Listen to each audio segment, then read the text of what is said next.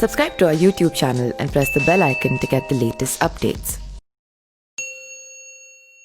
रावण भगवान शिव का अनन्य भक्त था और उसकी भक्ति के कई किस्से प्रचलित हैं। लेकिन क्या आप जानते हैं कि एक बार रावण ने पूरा कैलाश पर्वत उठाकर लंका ले जाने की कोशिश की, लेकिन उसका यह प्रयास सफल नहीं हो पाया था। रावण ने भगवान शिव को लंका ले जाने के लिए लाखों यत्न किए, परंतु हर बार विफल रहा। अंत में हार कर रावण ने भगवान शिव की तपस्या आरंभ की और उसकी घोर तपस्या से प्रसन्न होकर भगवान शिव ने उससे मनचाहा वरदान मांगने को कहा। रावण बहुत ही चालाक था और उसने सही मौका देखकर भगवान शिव को लंका चलने को कहा। इस पर भगवान शिव मुस्कुराए और रावण के सामने यह शर्त रखी कि मैं तुम्हारे बनाए शिवलिंग में स्थापित हो जाता हूँ। तुम इस शिवलिंग को लेकर चलो, लेकिन जहाँ भी तुमने इस शिवलिंग को धरती पर रखा, मैं वहीं विराजमान हो जाऊंगा। रावण अहंकारी तो था ही, उसने फौरन भगवान शिव की इस शर्त को स्वीकार किया और शिवलिंग को लेकर लंका की ओर चल पड़ा।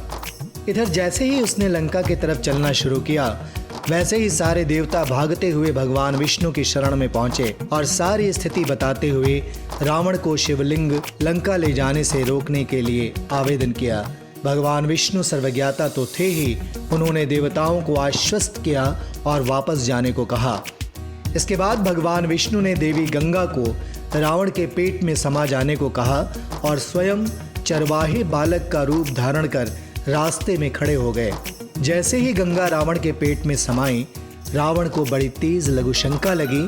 वो विचलित होकर इधर उधर देखने लगा, क्योंकि भगवान शिव के शर्त के अनुसार जहाँ भी शिवलिंग धरती पर रखा जाता, भगवान शिव वहीं विराजमान हो जाते।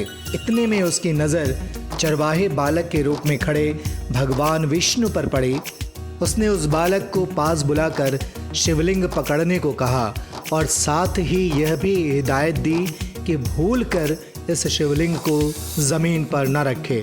शिवलिंग को पकड़े रखने के लिए रावण ने उस बालक को स्वर्ण मुद्राएं देने का वादा किया।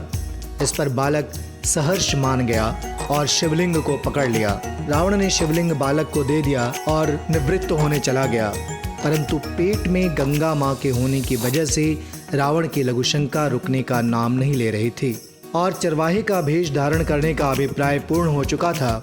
इसीलिए भगवान विष्णु ने उसी स्थान पर वो शिवलिंग धरती पर रख दिया और वहां से चले गए।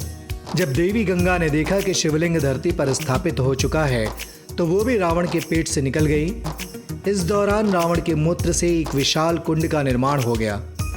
रावण ने देखा कि चरवाहे बालक का कहीं अता पता नहीं है और शिवलिंग धरती पर रखा है।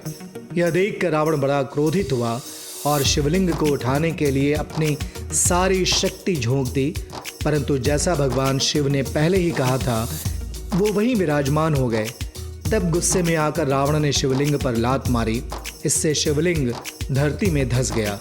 आज उस जगह को झारखंड में देवघर के नाम से जाना जाता है और आज भी रावण का मूत्र कुंड वहाँ मौजूद है।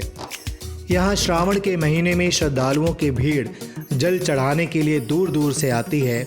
कई लोग तो पैदल ही कांवड़ लेकर आते हैं। Subscribe to our YouTube channel and press the bell icon to get the latest updates.